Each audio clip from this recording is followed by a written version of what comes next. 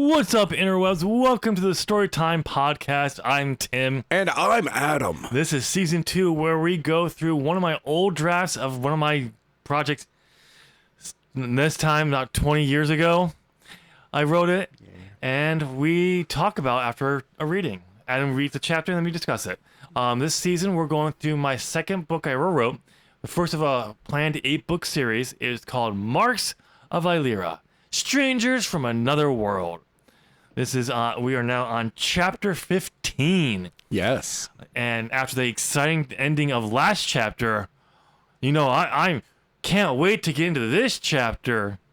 How about you, Adam? I'm really looking forward to finding out what has happened after the guys got dressed. Yeah, if you haven't listened to the last one, you should go to there, but like it just ended, so chapter 14 just ends. There's nothing really there, so it's like, okay.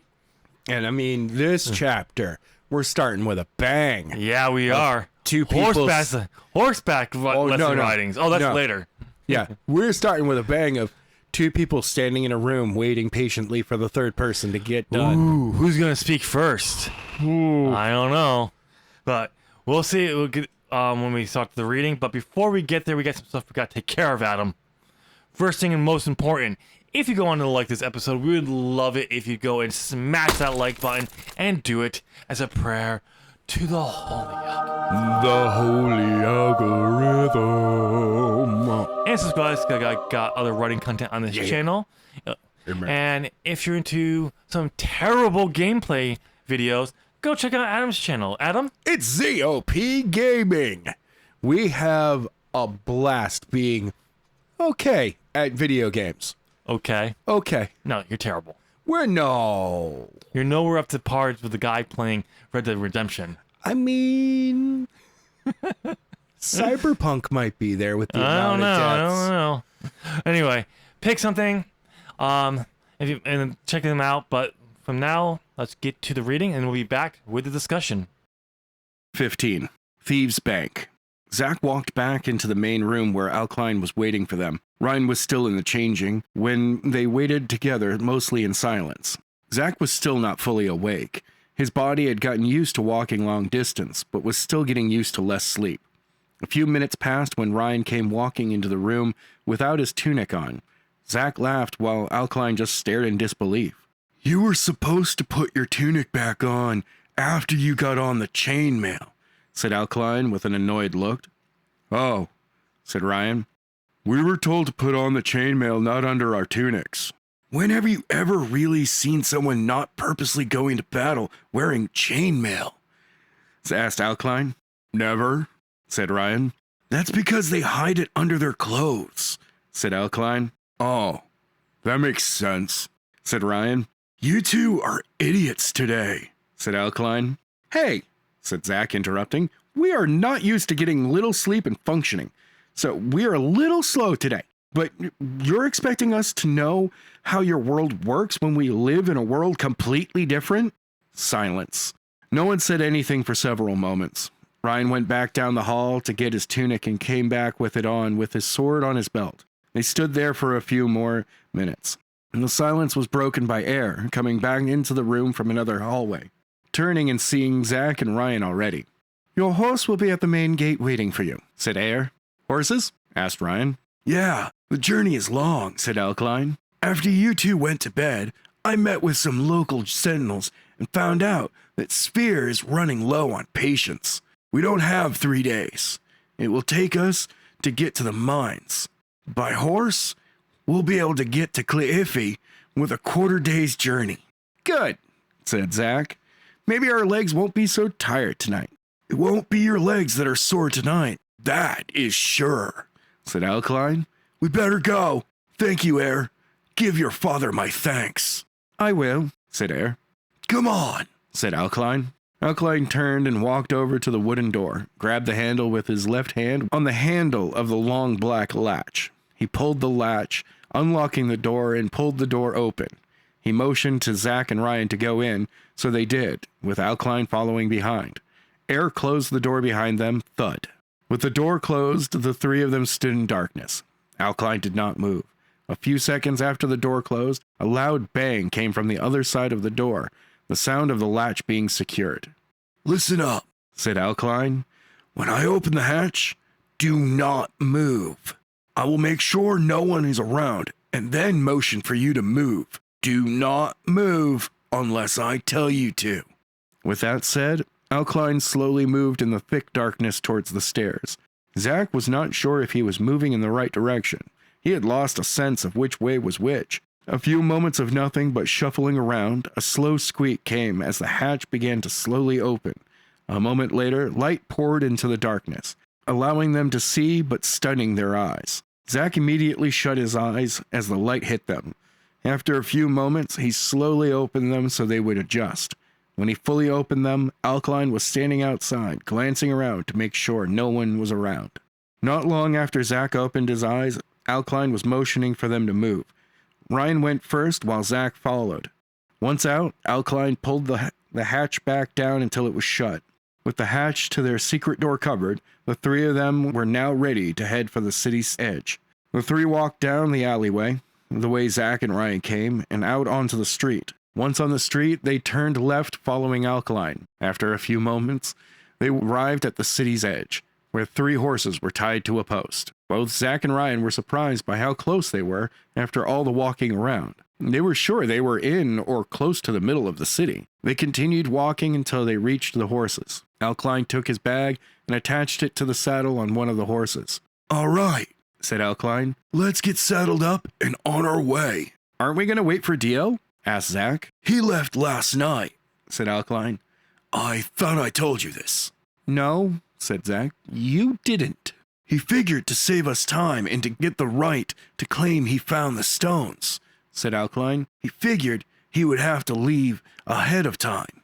This way, he could find the stones and have them ready for us. Or we arrive and help him find them." "Okay," said Ryan. "Now that is settled, let's settle up and get on our way." "One problem," said Zach. "We don't know how to ride a horse."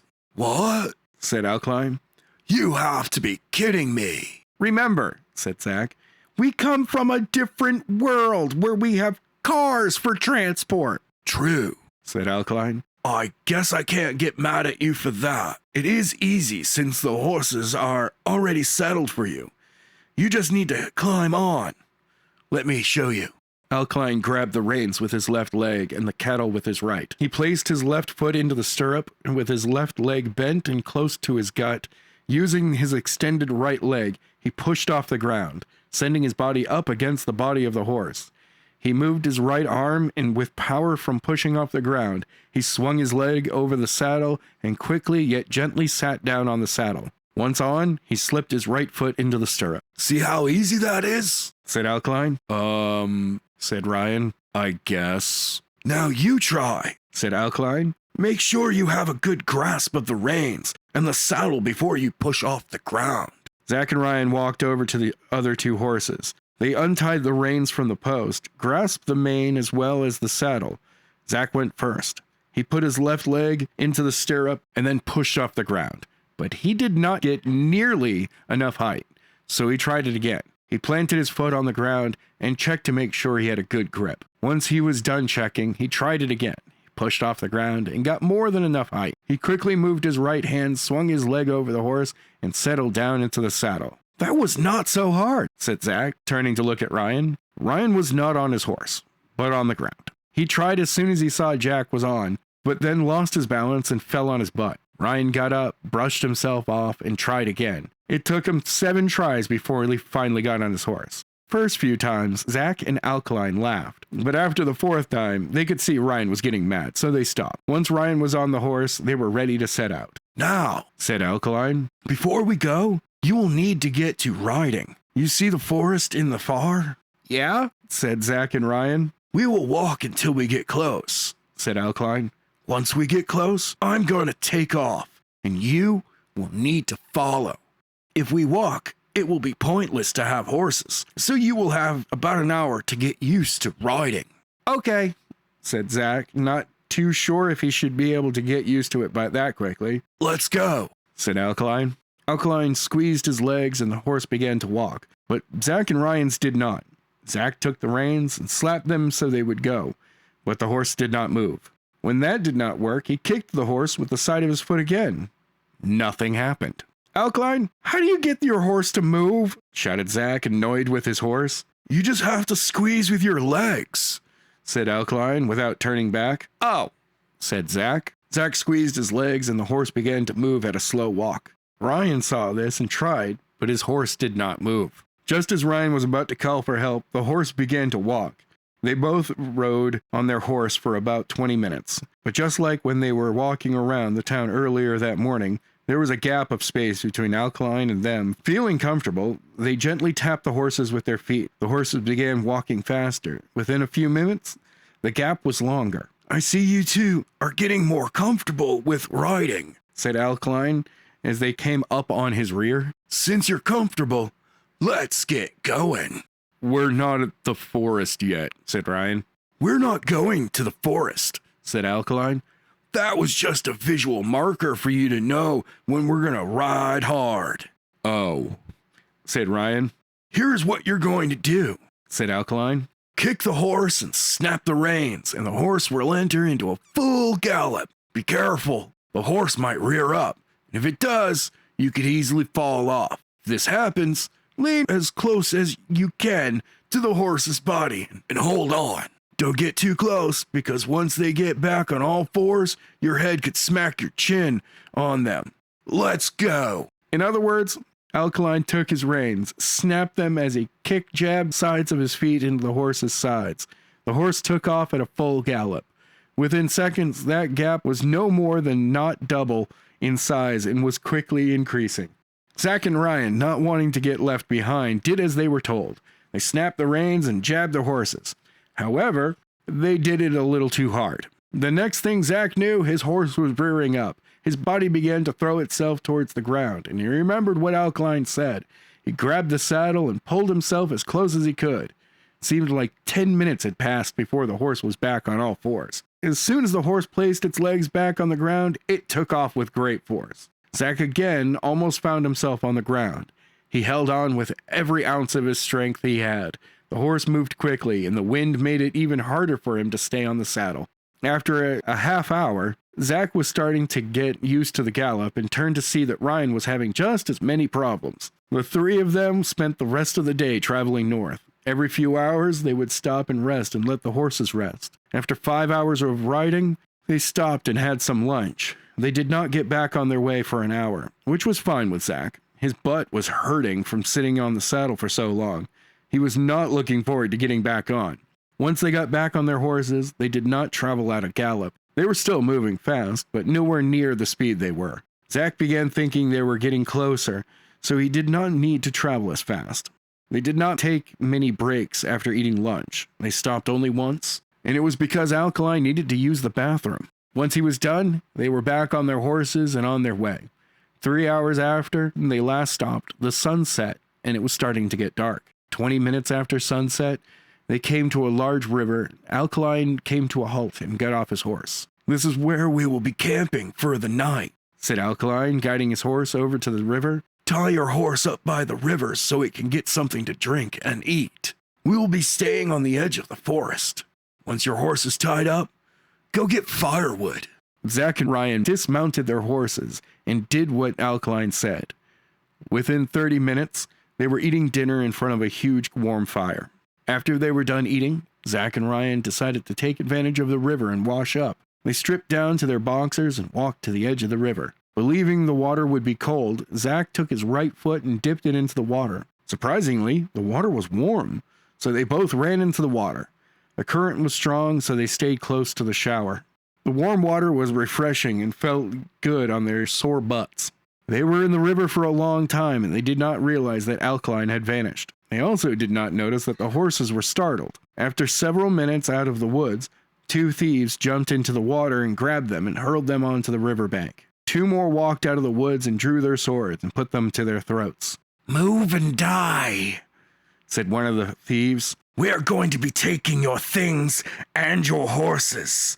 You try anything, and you die." With that said, the thief motioned to the other 3 with his head to go loot the camp. Nothing much was there other than 3 blankets. Alkaline's bag, and their clothes. One thief walked over to the horses to see if they had anything on them. After a few moments, the thief who checked on the horses came back over to them. There was nothing on the horses, so the only belongings were the boys' clothes, said the thief. Well, this is better than nothing, said the head thief, holding his sword to Zach's throat. Where are the other two? They were up by the fire, said the thief. I don't see them now. Go check, said the head thief. They might have found something, but be careful. There might be another that we did not know about. Okay, said the thief. The thief drew his sword and walked up towards the camp. Several minutes passed, and neither he nor the others returned. The head thief started to get a little nervous. Is there anyone else I should know about? Just us, said Zach. I don't know what happened to the others. You're lying. Yeah, he is, said a voice. The thief turned to see where the voice came from, thinking it might be one of his buddies, but he was wrong. Standing behind him was Alkaline with his sword drawn and pointed right at the man's heart. Let them go, said Alkaline. No, said the head thief. Move and they die. You do realize that by the time you kill one of them, I will have killed you, said Alkaline. Possibly even before. So you can live and do your time, or you can die while trying to take one of them with you. It's your choice.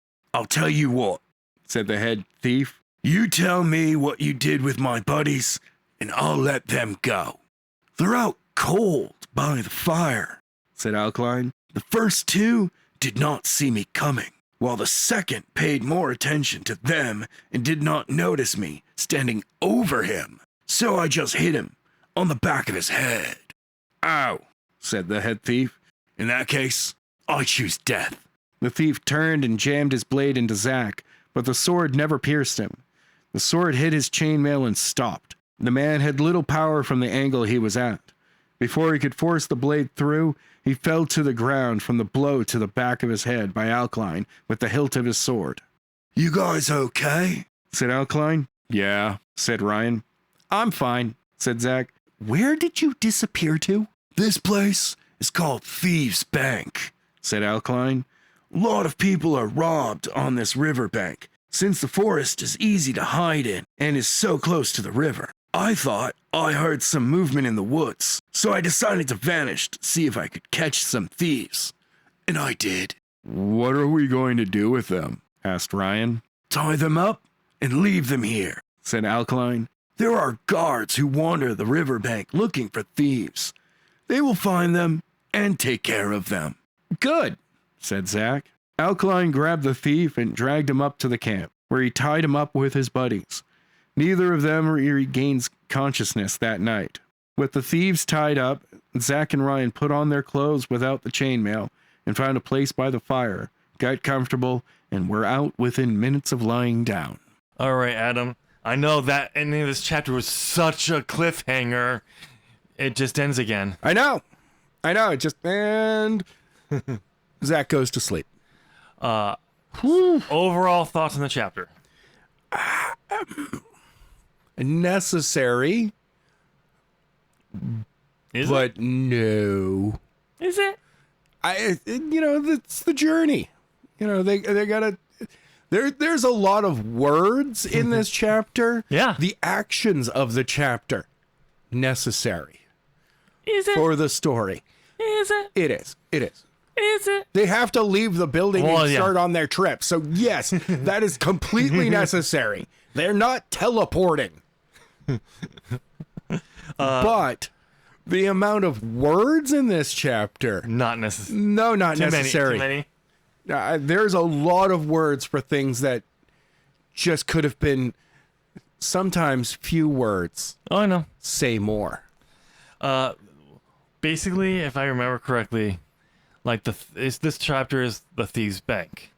I'm pretty sure I just threw this in there for something to happen on the journey, because the last two travels, basically nothing happened. Going from the Free Mountains back to Gayu, nothing happened. It's a summary. We get from Gayu to Zenjini, nothing happens, just a summary. Yeah. And this was like, okay, do I want another one of those? let's just throw something in there. Maybe it's some cool world building, which when you think about it, makes no sense, because if it's well known, this bank is where a lot of thieves operate because of so close to the woods. Don't you think there'd be a more regular routine of soldiers or something there around maybe. here? Maybe. Well, you would think. So it's just one of those things where it's like, and then once again, Zach and Ryan are saved by Alkaline. Yes. No real like motivation or even attempt. No. So That dude just like since getting to Eilira, Zach has gone to very much what's the word I want to call? Not active, not passive, but like reactive. Yes. Where in the beginning of the book, he's very somewhat active. He's at least trying to do stuff. Yeah. But here he's just going like, no, I don't know this place. I gotta go along with the flow. Okay. I mean, at the same time, it kind of makes sense. Usually about this time in a story is when the main character is supposed to go from reactive to active, and he's not. Whatever. But Let him be like, hey, this isn't my place. I need to, let Alkaline take the lead. okay. Once again, you have a side character become the main character again. Halfway through a book. So let's go through the story really quickly. I mean, we're right where we left off in the last chapter. Zach's already out there waiting on Ryan. Ryan comes in. Ryan's not wearing anything correctly. Nope. And Alkaline's just not in the mood, apparently. No. But we are told that Zach is not fully awake. We've spent a good paragraph explaining how Zach is not fully awake here. Though apparently he's awake at him to drop some truth bombs onto Alkaline. I mean, that usually happens because you're annoyed and overtired at that point. I don't know. It's absolutely a total valid crash out. I don't know. But Zach dropping some truth bomb, reminding Alkaline that We're not from here. We're not from here. And you're expecting us to know everything, apparently. That's actually how to get into the secret passage that you didn't tell us about. Yeah. Put on chainmail. That we don't know how to yet. Soon in a few minutes, how to ride a horse. How to ride a horse. And they're like, damn it. We're not cowboys. Like, it's one of those things where it's like, you're expecting us to know this stuff, but we're not from here. Now, the difference would be if this story was rewritten in a way, or was written in a way where Zach was being trained on Earth, so like secretly. Yes. And then he's like, I don't know, but he wasn't really doing it, or he was giving out on that. Now it's like, well, why weren't you doing this? Because I didn't want to. Yeah. Well, I didn't know this shit. I saw no purpose to knowing this stuff. But like, I didn't know this shit. Like, I'm from a different world. Oh wait, he still doesn't know that yet. Oops, spoilers. Yeah. It's obvious at this point.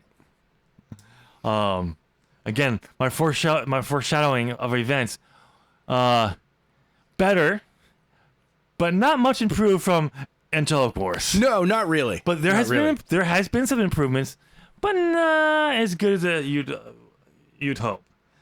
But yeah, so he dropped some truth bombs, and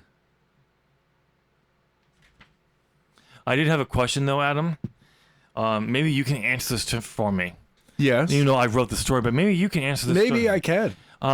Did Alkaline hit his head off page, and that's why he keeps forgetting that Zach and Ryan aren't from this world? Because that's the only explanation I can think of. No. It's an easier one. What's that? Which is, these are very common things for him. Yep. And that happens to a lot of people. It's like when you try to be like, hey, let's go do this. And the other person's like, I've never done that. And you're like, the hell are you talking about? That is a common thing to do. And they're like, for you, it might be, but not for me. See, I think there's an even better explanation for this. Your explanation is understandable. I think it's more of a, Zach's such a grating person that he's just so annoyed by him by now that he's just like, oh. I'm just... Just really? shut the hell Why up, can't Zach. you? Why can't you just know this stuff Yeah. and use your brain? Like, I understand hey, how do we get the horses to move? See, the horses part, I understand. That actually makes sense. It's not that bad. Like, No, and Axel doesn't actually react to it. like he's Like- patient with Ryan, who takes 9 attempts to get up on the horse, Yep. 2 of which he fell down on. He was embarrassed by at least one of those. And I'm pretty sure the reason that happens to Ryan and not Zach was because I think didn't want Zach to be always having the one that's having the trouble. Yeah. Being too much of a because that's the one thing you see with a main protagonist of a YA story is anything they try, it takes forever for them to figure it out. It's either that or they figure it out first try. Yep. Which they figure it out first try, basically, for horseback riding. Yep. I actually commented here, but we'll get there. That it's pointless, but like, actually, it's the next thing on my point list. It's like, there's did you know, horseback riding lessons is pointless? You can do it in one try. First try. I mean, First look, try. Zach did it. Yeah. And he even hung on when the horse reared up. He didn't fall off. He didn't fall off at all. See, you only need one true lesson to learn how to ride a horse, apparently. Yeah, no. While I was reading through this chapter last night, I kept thinking about if I was rewriting this, reworking this story, and eventually I got to rework the story because I do want to tell this full story. Is like, Zach should be learning this stuff on Earth. Maybe if I want to keep it a secret, it's still being learned. He's being taught this stuff, and that will explain while he learns horseback riding. Still trying to remember it. It's been a while. He may have not been on the horse for a few months now, but just remembering it. But once he gets there, he's done enough where he, oh, that's right. Or he's still so groggy. He's like, I don't remember how I'm supposed to do this. Alkaline, how am I supposed to do this? But then once he gets into the motion, he's like, oh yeah, I have done this, and I'm good. Yeah. And Ryan being the one who hasn't done The it. one who's like, why was I brought along? I am not good at any. That's why I wanted to come along because Violet's my friend too. I'm the Right. emotional support here. Awesome. Just call me puppy. But that was like, yeah, it's just, I'm like, wow. It just takes this one lesson. That's all you need, Adam. But once we get to there, we find the horses. Yep. You want to point out something I said about you off mic about seeing the horses and then seeing them again? Oh yeah, hold on. Let me. You gonna reread it? Yeah, I gotta quickly get to that. I'm walking too close. Nope, that's too far.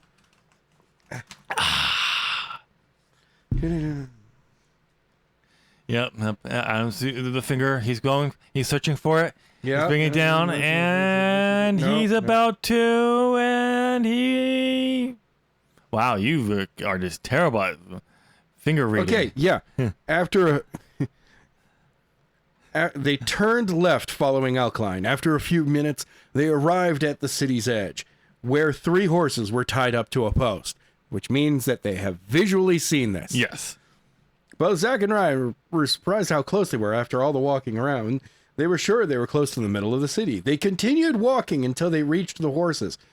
And it was like, so they just kind of saw them and then went, oh, we still have to go. Okay. It's like, no, usually you'd say that you've reached the horses and that's it. No, you made it sound like I repeated that Yeah, line. you repeated that. Like there No. was 4 times that they were like, there are the horses. We reached the horses, but we're not at the horses A yet. few more minutes. That's what you of made it sound like walking. off edges. That is not as bad as you made it sound And then like they off reached mic. the horses, and then they had to walk further. The main to difference reach with that the one is I horses. didn't say they could really see the horses. It implied they were really close to them when they weren't yet. Early. But Weren't they there at like 5 a.m.? The sun hasn't fully risen. no, it hasn't because that's in drive. So how would you see horses? That's in drive. That's the next day. Because in chapter 16 is another day. But yeah, so we get to the horses. They walk them out.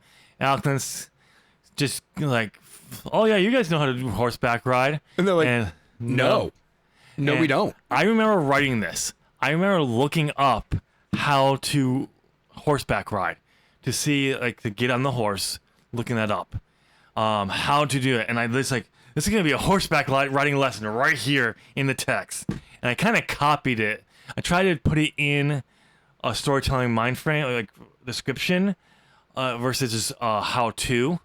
I think I did a decent job of it, but it's still at the same time comes off as a more of a, if you want to know how to get on a horse, this is how you do it. And I'm pretty sure if I went and actually read it now, it probably still is, there's a better way to say how to do it. Hey, if you know how to ride a horse, tell me how well the explanation of how to get on a horse and ride a horse I did in this book. Yeah. Just remember, I wrote this 20 years ago. I just love the fact that it's Ryan who's just like, Yep. right, I'm going to get right up on this horse. Okay. Hip shit, nope. I want to say in later versions of this story, I did switch it to Zach. I don't know why, I'm not sure, but I have a feeling I did switch it to Zach. And it was for that terrible reason that the main character has to be bad at everything he does until he needs to be good. So he earns everything he gets, and it's like that's not how it works. I do like the fact that they finally, they're on the horses, they're going, and Alkaline's like, all right, we're taking off. Yep.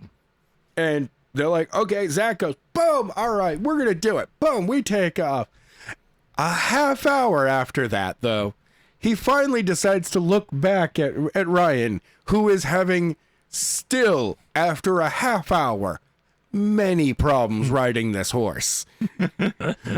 He is just hanging on. I don't like this. Why? Yeah, very much.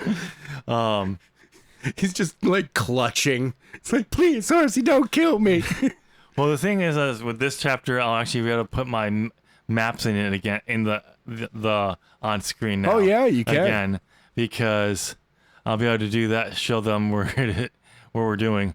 But yeah, this is just nothing. This was just all right. We're gonna let's do more travel because I feel like I had to put more travel into There's it. travel. But there's nothing in between. So like, you were trying to rewrite Lord of the Rings. Kind of. That's basically. And they're walking. See, that's the thing with my at this point of my writing. That's what I knew. I knew of fantasy. Hey, hold on. And they're walking. Yes. You know what this chapter needs? More walking. Not Highlander. No. More walking. It's already got it. Does it have it? A sword was drawn. That's all you need. That's sometimes the minimum I need. But yeah, that was. I do think in Clock of Ages, the last version of this story I wrote of the first book, I did actually give him another task. Oh, okay. I think I send them. But deal goes to the cavern, the mines. Yeah. He sends them to one of his storage counts to go get the notes or something like that. And I had this intricate system of how like they have to climb up a certain trees. There's a whole like network of like paths up there. Okay. That lead to a hollow out tree because I made this thing that there's certain trees that are huge and thick, kind of like redwoods. Yes. But they're bigger to the point but they're hollow in the inside. And he has this whole like a whole vault in there. I can't remember what they're getting, but I think it's information about in that case, the Clock of Ages, not the Stones of Time. Right. So it gave them something else to do on their way to meet after they get him in Zinjeni. If Zinjeni is even on the map, because it's a different map that I had for that one. Oh, okay. Than what you see on screen. I've been seeing on screen, which was cool. And I felt like it added a new type of world building to make this world feel a little bit different. And I even think I added like no one knew who put these paths into the trees. But the Sentinels and the Rebels have been know of them. and the few people who do know about them will use them to, and maybe thieves also use them or something like that. I can't remember. Whatever season of the Storytime podcast, when we go through Clock of Ages, we'll find out. Oh, okay. I plan on doing that book as well. But yeah, there's just, so we get to the Thieves' Bank, and this Camp gets set up. Yep. I mean, I kind of like this scene because it's in Clock of Ages. It's a little different. It's a good camp scene. It's played out a little bit. The difference with Clock of Ages is Penny's there. Oh, okay. Because the major changes to the story. And I can't remember how the fight scene it goes here, but something. But it's one of those things that's just I kept it in there. Also, you gotta understand, when I came up with a new version of Clock of Ages, I came up with a new beginning point to get us into Eilira as fast as possible. Okay. Like we're there quickly. They get there after the homecoming. Oh wow. Like, Zack fails and is kidnapped there, and taken by Gamgee, to there. That's when he's taken. Like, it's not just Violet; he is literally there. Okay. And Ryan is at the dance, but Penny was not. It's a whole different thing. But there's little things to get us there faster. I do add a few things in there that aren't really necessary, but were interesting to try to help flesh out the world building. But that book could really be a long novella. Oh, okay. If you take some of these things out and just focus it. But one of the things where it's just, for some reason, this remained in. I kept the back part of the story, just changed a few details.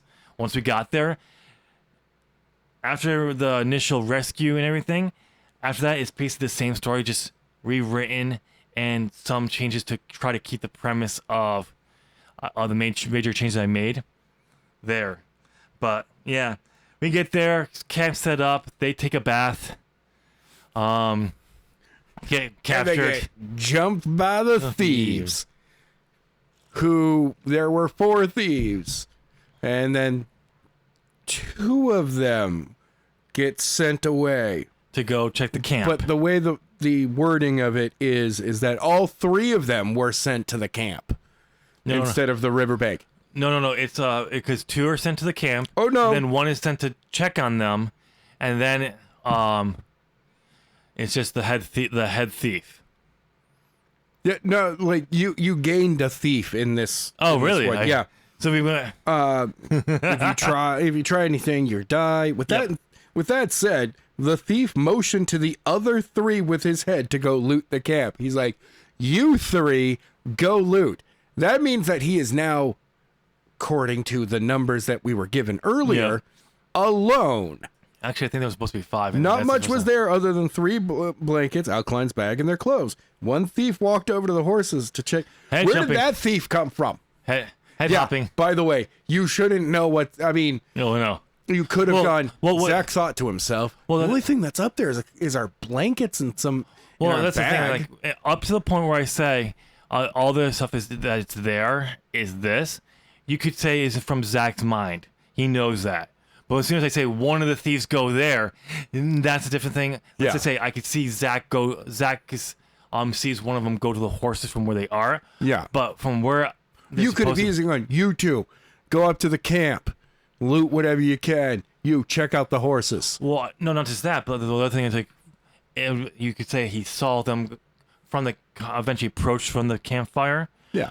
But from where you're supposed to be, you can just kind of see that you're on a bank. Yeah. Like there's a cliff, like it's kind of like a bank down into some level before the water, and they're up on top, so you can see the light, but you can't really see anything up there. So he wouldn't be able to see the horse. No. Come over there, but like it's one of those things where it's just like, I think I wanted 5 thieves, but I didn't. When I wrote it, I didn't put the mention of a third. I should have where I said that you 3 go to there, but tell the other thief to stay with him. Yeah.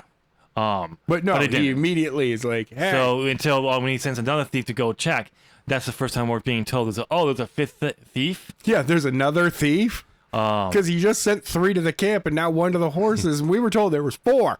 Yep. Is Ryan and Zach alone? And they're No, like, no. 3 get sent to the camp, and then 1 from the camp goes to the horses. Yes, but that's what you were supposed. No. Said. No. I said 3, and then he's like there. Then 1 from the camp when we jump head hop goes to the horses. So the extra thief that gets added, the 5th thief, is with him. He gets nowhere until he's sent to check on them. No, that was the one that came back from the horses. Yep. Oh. No. Yes. Oh, okay. So but then I don't have an extra horse. I don't have an extra thief. Because one of the thieves from the camp comes back to the horses. He doesn't Yes, go to... but you don't actually say that in the book. I just said that. No, it just says that another one now goes to the horses. And from where Zach and Ryan are, they can't see the camp. Yeah, I'm pretty sure. Which means that they wouldn't see somebody go over to the horses. Just this one puffed into existence and walked over to the horses and then walked back.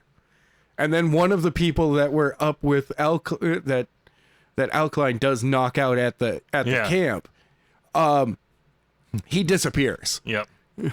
I honestly think he teleported back because he was like, fuck, I'm not doing that work. Yo, you got something else for me, boss? And he's like, oh, yeah, the horses. And you're like, oh, yes, because they're not that far away. Yeah. They're on the beach part. Once Alkaline comes in and get ready to rescue Zach and Ryan, yeah, I have this to say about the thief saying, you tell me what happened to my friends and I'll let them go. Sure, the thief is going to let Ryan and Zach go once he knows where his friends are. Sure. Yeah. And then, told ya. Once Alkaline does that. And then another question is, why is Zach swimming with his chainmail on? I'm pretty sure he stripped that off. You just said he was down to his boxers. Yeah. That man, he mysteriously put his chainmail back on. While the head thief was distracted, telling the other thieves what to do, he like just... And Ryan's still sitting there just in his boxers. He's like, why'd you put your shirt on? And he's like, oh, dude, you put your chainmail on. Why did I do that? No, yeah, like when I read that last night, I'm like, yeah, he stripped down to his boxer. So how did he? Okay. Yeah, and there could have been another reason, a way to do this and still make sense. It was a magical form of chainmail from his Demarcus and his mark, but I didn't do that. No. This is actual chainmail. Yeah. But that would have been more sense that an ability that his dad has, activates to stop the knife from going in. And you mean Demarcus? Yeah, his dad. Wait, sorry, spoilers. Why do you keep doing that? Because it's obvious at this point. No, it's not. It's only obvious to you. It's obvious at this point. But yeah. I mean, other than that, after that, it's just yeah. And they go to bed. And that my last comment before I wrote something before just mentioning about the wanting something to happen was, wait, that's it? Nothing else? Nope. That's the end of the chapter? They just go to bed. What? Okay. They tied up the bad guys, and now it's time to go to bed. I'm like, why did we... They're knocked out. They're not going to wake up until morning. Why did I feel like this was a good place to end the chapter? I don't know. This only confirms that my splitting up of the last chapter makes more sense here. Even though we have a dull ending here. Yeah. At least we have it. It's like from the storage facility to here is linked together. A little bit better. Yeah, honestly, you could have had one massive chapter. And that was to the storage facility, got their gear, got on the horses, and now they're here. Yeah. Now they're dealing with the thieves. You could have ended when they got captured. When the thieves grabbed the kids. Yeah, at least we have a better hook into the next chapter. You're like, what's gonna happen? Tune in for the next. Well, so we're already basically talking about it. So, how would you improve this chapter? First of all, I tie it in directly to the last chapter. It's part of the last chapter. Okay, let me make sure very clearly. Other than more Highlander. I mean, shit. How could I? There should have been Way more know, Highlander. had everyone in trench coats, katana swords all over the place, and Zach having magical chainmail. Yeah. But yeah, And he has laser beams come out of his. Ryan has laser beams coming out of his eyes. how he has no power. That's just part human. of it. That's, He's just human. We're giving him powers now. Okay. He can fly as well, but he doesn't know it yet. Sure. The way I'd fix this one was either I'd have it end when Zach and Ryan get grabbed by the thieves, or I would have just tied it in to all the way through the beginning of next chapter where they're live in Cleef. Cliffy? Cleef. And they meet up with Deal. Dio. And so I'm just calling him Deal. That's Dio. I know, but I'm just calling him Deal. That's what how I say his name. I've been saying his name, so I'm just calling him Deal. I'll screw up his. That's fine. You're the one reading it. It's gonna go Deal. No, I'm kidding. I already have. I have my way of reading it, and that's my pronunciation, and that's the correct one now. That's how narrators work, my friend. Nope. Once they've pronounced it, that's the way it is from then on. Nope. But yeah, I would tie it probably there, but I think breaking it when the thieves grab them is probably the best breaking point. It's a much better spot. And so you can do that. Even better is you can really start off with Alkaline legit look. What were you thinking? To the boys after, and not even have any of, and they're like, what do you mean what we were thinking? We were sore, the water was warm. Yeah. It's not our fault that you didn't tell us there were thieves. Actually, And just have the thieves off to the side already tied up. with the next chapter ending on somewhat of a cliffhanger, you breaking off at the storage unit and going all the way through to next chapter and make it one long chapter and tighten this part up more, and figure out ways to tighten up the parts of there. Sometimes a time skip is good. Would have been, if you do a time skip from the writing, we don't need a summary of them. Just get there to the They start learning, and then you're like, okay. Many hours later, as the sun was setting in the north. I don't think I need to describe Alklin showing him how to get on there. He was like, Alklin got on there. Zach followed through. He put his foot in there, showing Zach getting on his horse. After 3 tries, Zach finally got on his horse. Showing Zach how After Zach 7 tries, Ryan stomped his foot, looked at the horse, and went, "You will work with me," and it did. Just put it so that like Ryan and the horse do not have a good relationship, mostly because the horse just keeps messing with him and laughing about it too. But one of the things I would do, like, I didn't necessarily need that, but like tie it in, just trim down what we'll get into the next chapter in the next episode, and link it all to a longer chapter would work, because the end of the next chapter is somewhat of a cliffhanger. I'm not gonna say it's a good cliffhanger. I'm not saying it's an exciting cliffhanger, but it is a cliffhanger. It is a cliffhanger. So, it's one of the cliffhangers of all time. So, I think it'd be just to tie it there would probably work better. But for some reason, I decided this is where I was going to end this chapter for some reason. Well, And sometimes going to bed is the best way to end a chapter. It's the most natural way to end a chapter. Sure. Because if every day's a chapter for you, going to bed, that's the end of the chapter. Sure. But and then you start your story all over again, waking up out of a dream. Like, damn it, why you gotta start a book that way? Okay, with that being said, do you have anything else you want to add to this episode? Not really. Okay. What were your thoughts on this chapter? Do you agree with us on how we should have fixed it? You mean, obviously, my thing about combining it with the next chapter, you have to wait until the next episode to figure that out. But comment down below, let us know what your thoughts are. Are you enjoying the story?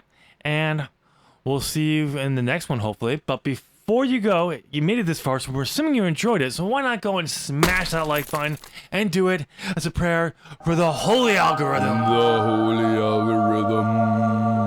And subscribe because I got right content on this channel. It's on screen now. Maybe you want to watch some terrible gameplay. Adam? Yes. They should go someplace else then, not this channel. Oh, that's right. They could go to ZOP Gaming. It's a group of friends just hanging out, playing video games together. And be bad at them. We're a bit better than bad. So, I mean, just shy of mid. Yeah, just shy of mid. Okay. We're mid at being mid.